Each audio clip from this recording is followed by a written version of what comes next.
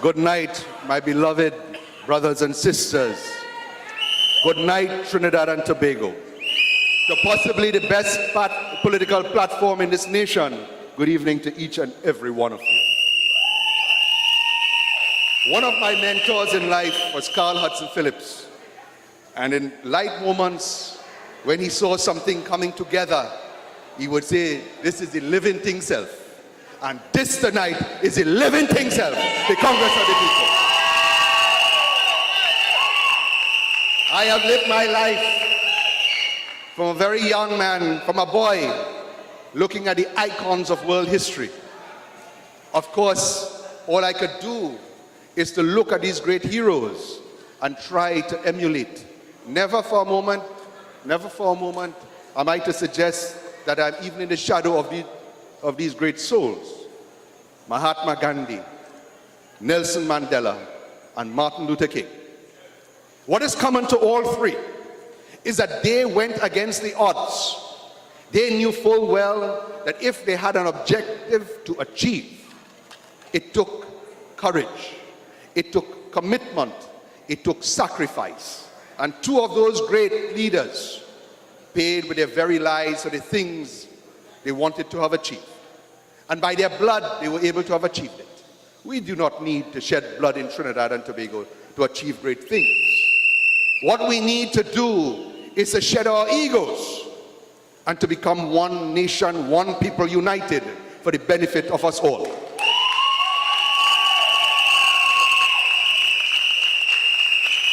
It is the ego of some that have destroyed the hopes and ambition of the past. And forgive me for taking you back a little bit in history. When that fateful night, when the NAR government came into power, having weeded out the PNM after 30-odd years of unbroken rule, the nation rejoiced.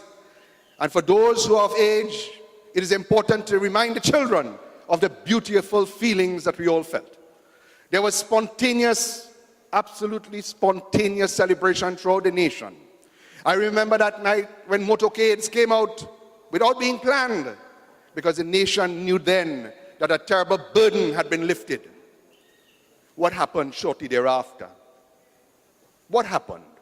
A government was ruptured and destroyed from within. Maybe for good reason, maybe for bad. But what I do know, and what we must recognize, is that a government fell in 1991, being destroyed from within. And it was replaced then by a heinous and mischievous government of the PNM. And I say these words and I use these phrases of heinous and mischievous, not without evidence, but because I know them to be true.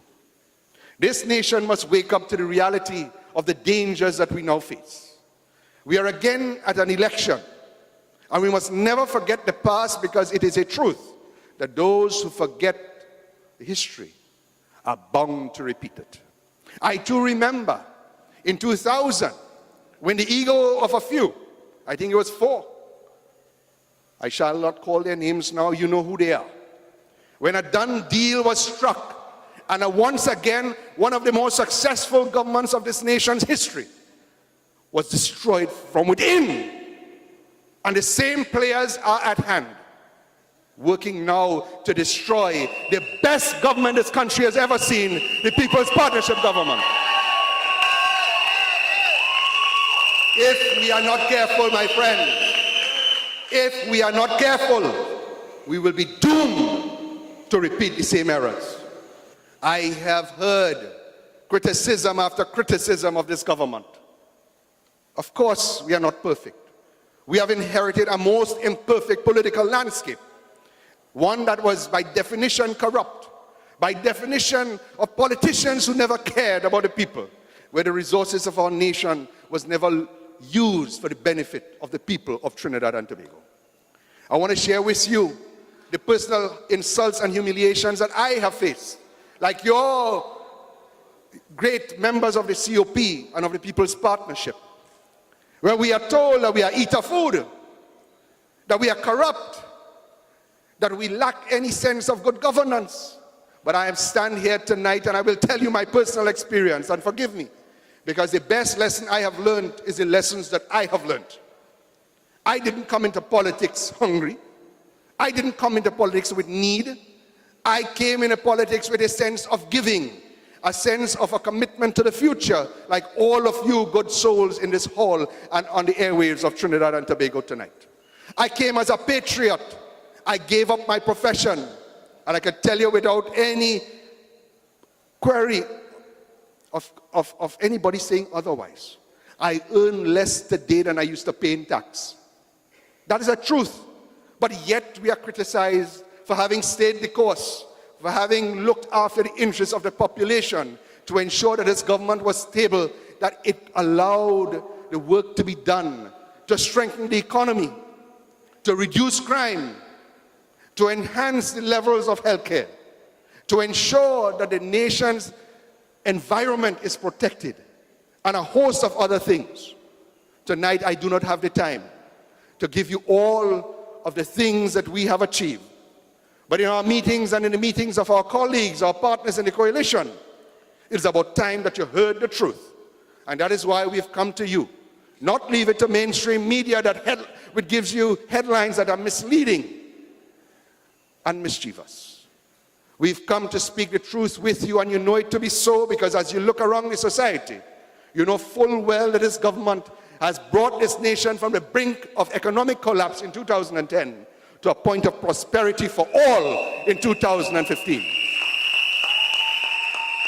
I want to warn all those who believe that this party and this partnership and this coalition would have failed, and as Lincoln has told you, they threatened, and my brother Jairam, they would not have lasted a week, a month, a year, 2 years, 5 years.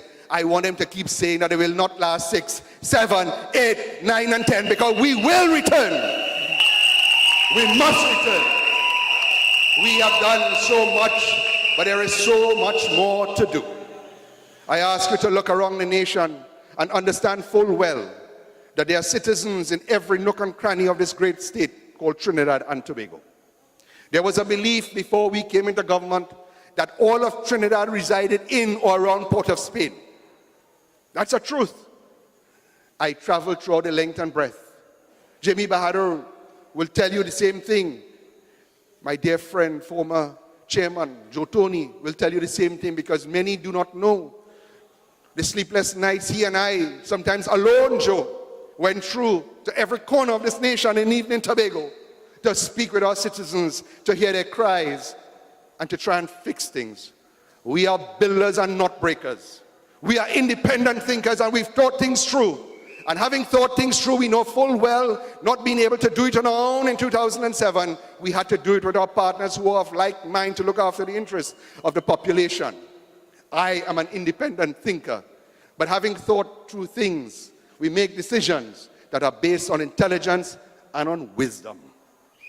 For those who now wish to suggest that the equation is not one of addition or multiplication, but one of division, I want to tell them, this country has had too much division in the past, and it's about time for us all to come together as one united force. Whatever language you use, whatever noble statements you make, the long and short of it is this: if you divide the forces against the PNM, it means a victory for the PNM, and therefore you act on behalf of the people's national movement. Now, I have no problem with the PNM.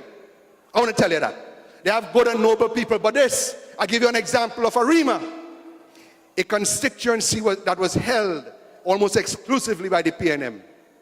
The level of decay and neglect, even in their home state, was unimaginable.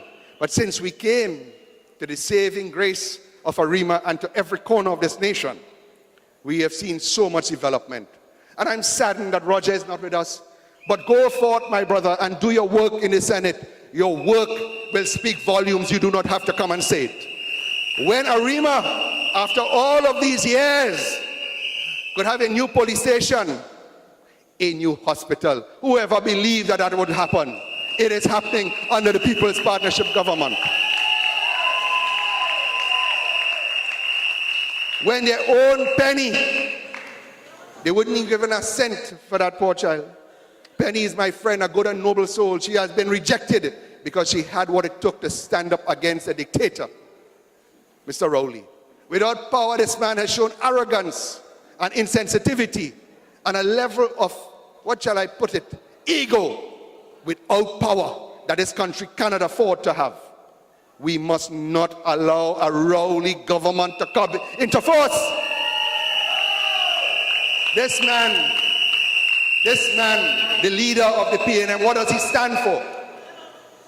He criticized our Prime Minister and the cabinet of this nation when we decided after the oil and gas prices were falling. We said, united as one in one voice, we must protect the interests of the people first. They criticized us. They condemned us. They went on the airwaves and on the underground and condemned what we were doing. But we have not heard, because the question had been put to Mr. Rowley, what would you have done when the finances of the nation was in jeopardy?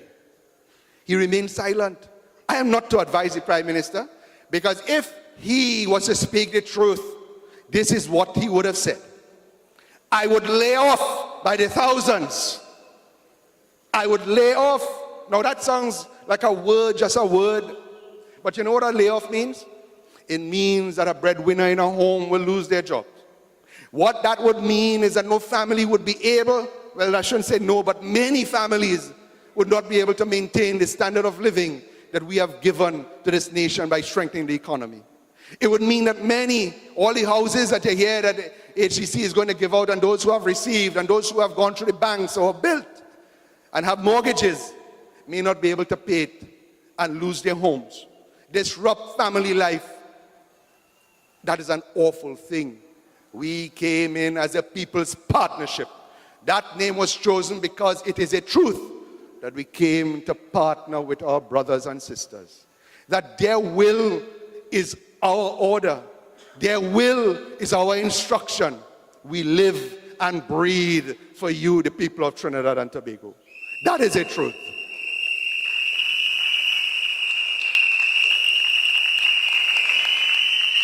And that is why it pains me so much that good people, decent people, will fall victim to the propaganda that we have been exposed to for the last 4 and 5 years. As I repeat, we are not perfect, but we have done great work. And when we should be attacking the PNM with full force, as Mr. Robinson had said, under the gun in the parliament, because the gun that we are under is not necessarily a physical gun, but the nation will be shot with the most hideous of things. Because what Rowley will also say, apart from laying off, is that we must raise taxes. You all remember the Axi tax program? You led it, the Congress of the People led that throughout the length and breadth of this nation. We then felt we needed to protect people's homes, because the law that they would have brought would have raised taxes that many of our citizens, the most vulnerable, may not have been able to pay it, and they would have lost their homes. And we said, no, your home is a place that is sacred, as humble as it might be. It is a first line of defense, and we protected that. This government, for all that we have done for these last 5 years, has not raised a single tax. Have we forgotten every budget under the PNM? People, I don't know, there's overfull the gas tank where they go in the gas station, shaking the car to see if you could get in an extra petticoat. People buying food, they're buying cigarettes. Well, I ain't too into that. But whatever they could have done, they hoarded, because they knew full well that every budget under the PNM was about new taxes. How are we, as the People's Partnership, able to have delivered all of the great things of this nation? A new children's hospital, a new hospital in San Fernando that is second to none in this world. How can we put a hospital, because the budget allocation is there for Arima? How could we put one in Point 14? How could we have run along the East-West corridor a new line to ensure water stability when Wassa was able to move from 18% to 73%? How were we able to put the aquatic center? And I could go on all night, but I do not have all night. But if we were able to do all these things and yet be corrupt, well then I can't imagine what corruption they had, because they provided nothing when oil was $148 per barrel. My friend, one thing I have to compliment the PNM about. When I tell you they're full of BS, I'm not going to say what that means. You know what it means. All kind of things, right? But what I could tell you is that they know how to talk. And they have a new set of powder puff boys. Some attorney generals in waiting. And I want to tell you the attorney general in waiting, Mr. Al-Rawi, must wait much longer. The Prime Minister yesterday made a statement. And this man went into the People's Parliament and made atrocious errors in law. And I will not trouble you too much of the details. But I have learned, probably too late, that you cannot trust any one of them. As nice looking, as nice sounding as they may be, not every bare teeth is a smile. Jamie, you taught me that. Tell me, be careful. Them fellas could smile and look nice and talk good, but they are all about mischief. This man had the gall. He is supposed to be a witness for Mr. Rowley in a matter. He's also a lawyer for Mr. Rowley in the same matter. Joe, is that right? It cannot be right. But listen what they do, eh? I realize, and they have a technique, a template. Everything the PNM does, they just try to murder you. And I don't mean to sound Guyanese, but what they do, everything in the parliament to begin with, first, in the debates, whatever they say, they misrepresent facts. They misrepresent the situation. The next thing they do is obfuscate. And they're masters of that. What that means, in very simple terms, is that they use a lot of language, a lot of words, and a lot of red herrings to cloud the issue. The next thing they do in relation to bills that we want to bring legislation for, like the procurement legislation, you all remember that? Send it to Joint Select Committee. You know what they did? They delayed that for over a year. They didn't come. They said they're not coming. We issued a threat. We, the COP and the People's Partnership, promised these things. With or without you, we're doing it. They eventually came, and procurement legislation is now law in Trinidad and Tobago.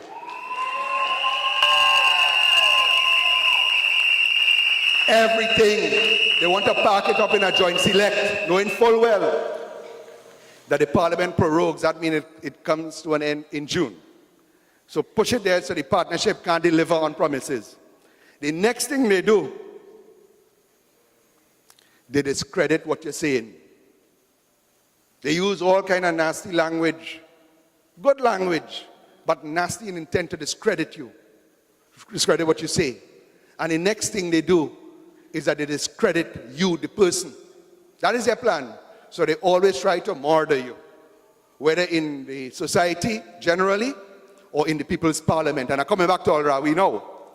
When he said that he is entitled to be a lawyer for Mr. Rowley and at the same time be a witness for Mr. Rowley, he could not be more wrong. He obfuscated by suggesting that the law or the rules dealt with solicitor and barrister, but we got rid of that in 1986. We have a Legal Profession Act that says that we are all now known as attorneys at law. There is no division between solicitor and barrister. That is as simple as it gets. But he now uses an argument that he's a solicitor and therefore he doesn't fall under that rule. But let me tell you why this Attorney General in waiting must wait for far longer. He has to be educated. He has to learn things. And I want to thank Mr. Larry Lala, who sent me an authority from the Court of Trinidad and Tobago. And if Al-Rawi is listening, take a note, write it down with your pencil. Or your color in crayon? 0560 Hussein's Construction versus 3G Technologies. And this was an identical case where an attorney at law attempted to be both an instructing attorney at law and a witness in the matter.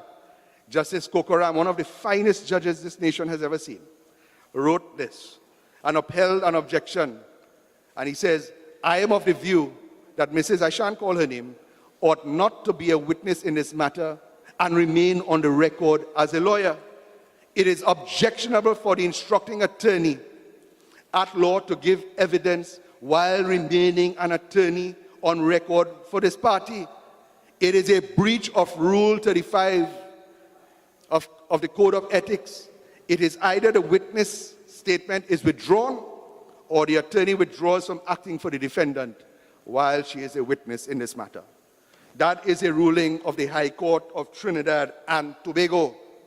I think I will set a copy for Mr. Al-Rawi and I'll put it in big print and just cut off the relevant part so it'll be easily understood. That is a classic example of the misrepresentation, obfuscation, misdirection, discredit that I've spoken about. Listen, I'm not here tonight to speak only about the need to ensure that the PNM never sees the halls of power. I am also here about the need to ensure that we in the coalition, we in the COP remain in government.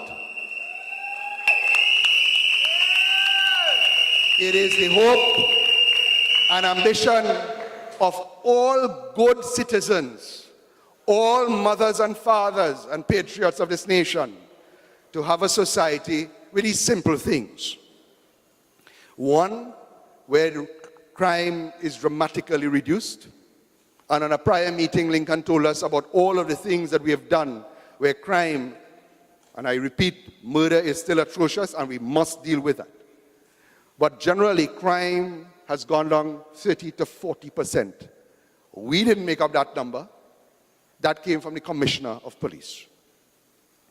We all want a society where healthcare is available to all, where there's improved level of deliverables in every community so that healthcare is brought closer to you, and also to have first world institutions so that all of the pains that we would have seen physically and emotionally of our brothers and sisters laying in corridors, waiting for days, we have taken that on board, and that is why these new hospitals are being built.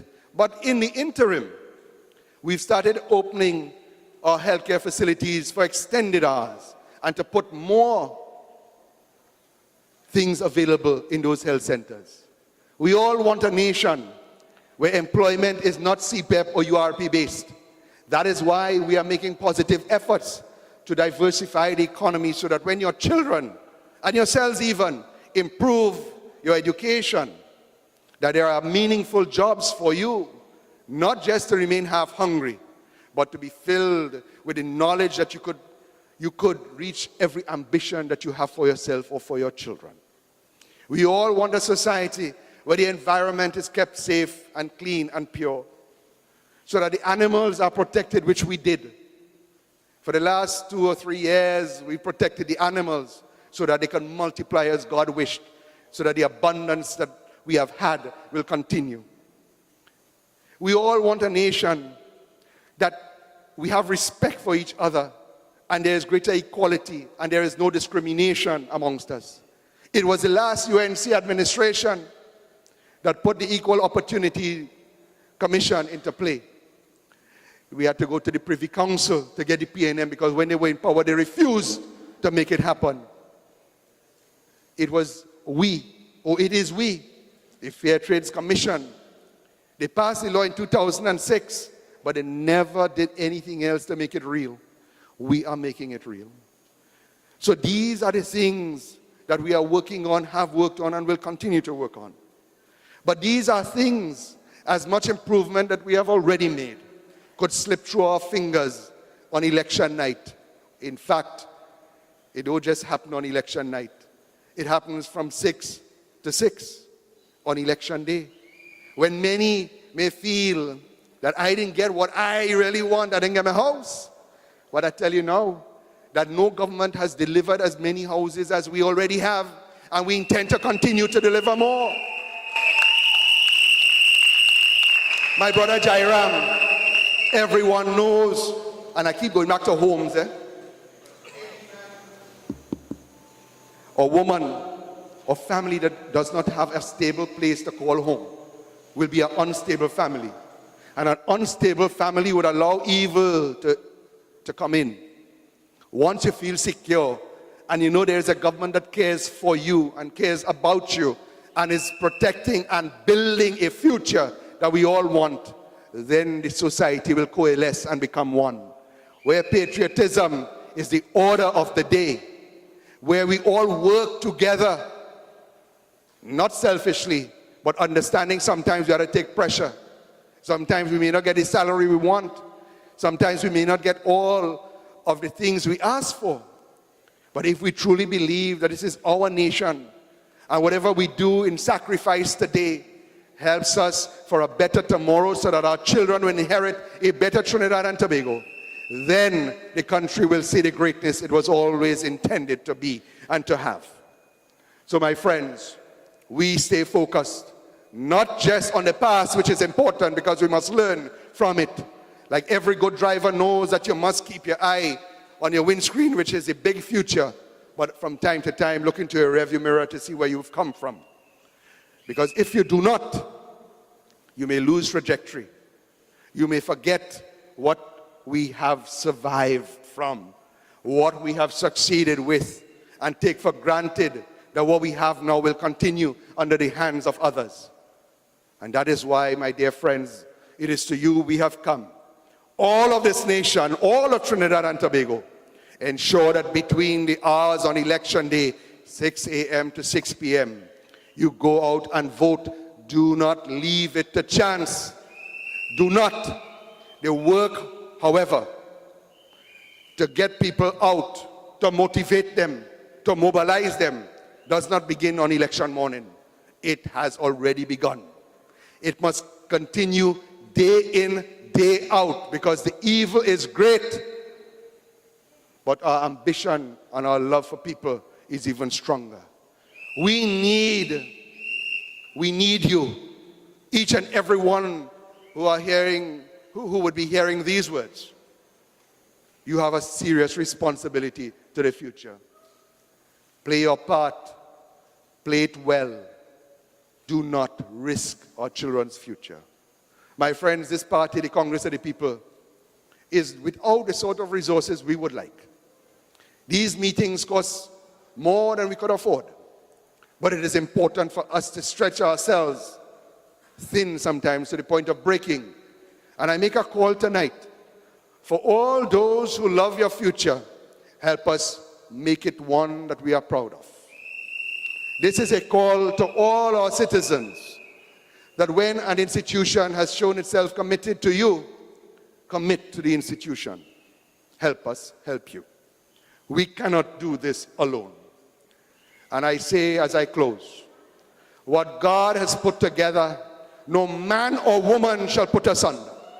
Because we have in our hearts and in our souls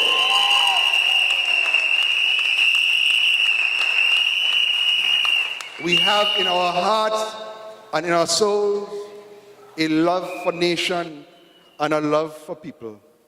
The future is great only if we make it so. Help us make it so. God bless you all.